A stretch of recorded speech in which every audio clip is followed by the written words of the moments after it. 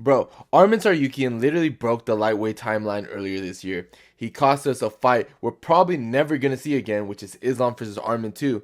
He supposedly hurt his back, and a lot of people were speculating that he wasn't just going to make the weight. Everyone was complaining. Arman and the UFC had this messy relationship. It was a whole disaster. And people really are out here saying that bro doesn't deserve any title shot when he comes back, which is, kind of valid, at the time because he literally ruined the main event. Then he finally returned, last week. And bro, the second the cage door shut, it was like he said, all right, enough talking. And I swear, the performance he put on Dan Hooker made the drama feel irrelevant. Hooker wasn't supposed to be a huge test for him. This was literally the only guy who stepped up. Respect to Hooker for accepting it. But skill-wise, we all knew what time it was, and Arman proved it immediately. Because the second they started grappling, bro, let's just say how it is, that was just straight dominance. Hooker jumped for the guillotine like he was trying to be Charles Oliveira, and Arman escaped it like it was nothing. Spinning out, settling on top, passing, control, everything just looked easy for him. It didn't even look like a warm-up. You could tell Arman was level above in every position. And that finish, the arm triangle, that shit was nasty. Arman built that thing step by step. Wrist control, head position, shoulder pressure. It was clean.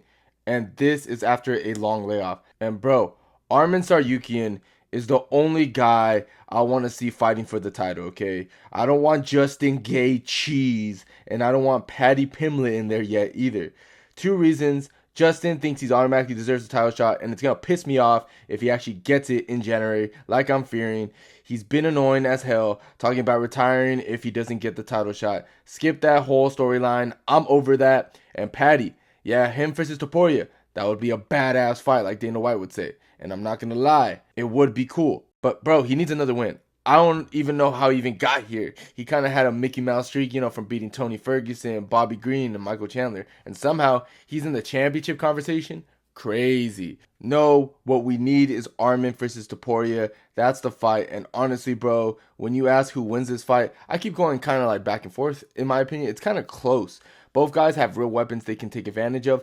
But one thing people don't talk about enough is Arman Tsarukyan's kicks in this fight. Bro, this guy throws kicks so freaking fast, so unexpected. He doesn't even set them up half the time. They're basically naked kicks, but he's so explosive and athletic that they land clean. It's like he just pops them out of nowhere, and opponents don't even react in time. That unpredictability matters against someone like Topuria. Ilia is used to reading punches, slipping, level changing, boxing combos, but he's not used to dealing with a dude who can fire head kicks or body kicks at lightning speed with zero setup. Arman doesn't need to be technical with it. The speed alone forces Topuria to respect it. And once you make a boxer respect the kicks, it could change the entire rhythm of the fight. Now to play devil's advocate, this is where Ilia can start becoming a real problem in this matchup because for as explosive and unpredictable as Arman is, he still gets touched clean way too often. It's not that he has bad defense, it's that he relies on his athleticism to bail him out. He'll pull straight back or he'll lean just enough to avoid the first shot. But sometimes he stays right there for a second or third. Against someone like Topuria who throws everything tight and compact, that's a dangerous game. Ilia doesn't loop wide unless he's ripping hooks to the body or the head. His straight shots come fast and right down the pipe.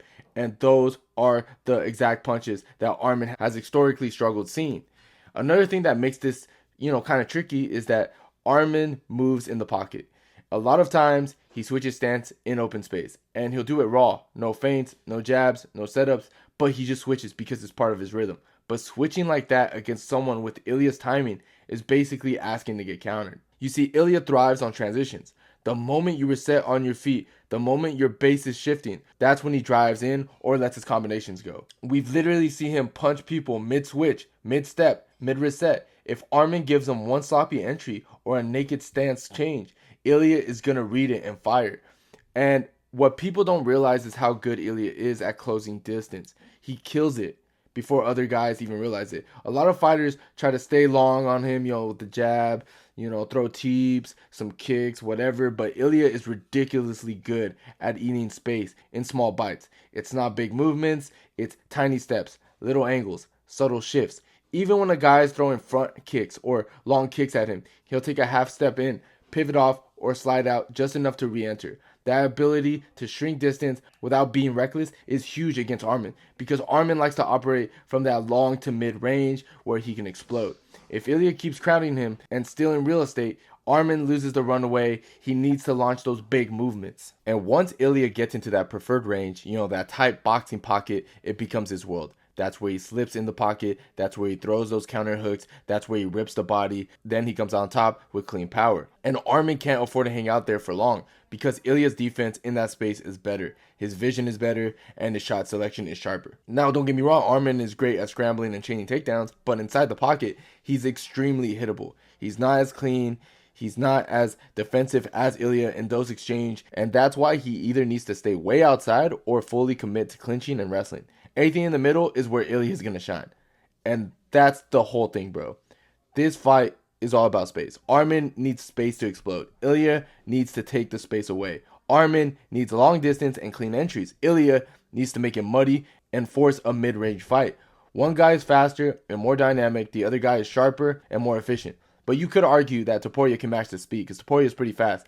One guy thrives on the chaos, the other guy thrives on the pressure and timing. That's why every time I break this down, I keep coming back to that same conclusion. This fight is razor close because both dudes can win in their zone, and both dudes can drown the other. And if we're going to be real, Arman's wrestling is one of the biggest swing factors in this entire matchup, because Arman gets on top of somebody, he mauls them. He doesn't just shoot and pray. He's chaining takedowns together until one lands. Once he gets your hips locked, he drags you into deep waters and makes every second uncomfortable. You've seen it over and over against Gamrot, who's one of the best scramblers in the entire division. Arman was winning positions, in that fight. Somehow he lost, I don't know. And he was landing the better ground and pound and forcing Gamrot to work. Against Moicano, left him dead. Against Demir, same thing. Favola, same thing. Arman stays glued to you and doesn't let you breathe once he gets on top of you. His top pressure is heavy. His ability to re-grab positions when guys try to escape is elite. And the thing with Arman is that he doesn't need a perfect double leg to get the fight to the ground. He can shoot from far. He can reshoot, run the pipe, body lock, trips, lift, drive you to the fence. He's comfortable in every takedown variation. Once he gets his hands on you, you better start fighting immediately, because he's either dragging you down or he's dragging you across the cage. And this is why so many people think the wrestling can absolutely swing this matchup in his favor. If Arman gets Ilia down early and forces him to work back up, he can drain that explosiveness that Ilia relies on. He can flat out bank out rounds if he keeps Ilia pinned or stuck defending transitions. But you just can't assume that he's going to steamroll Ilia on the mat either, because Ilia is strong.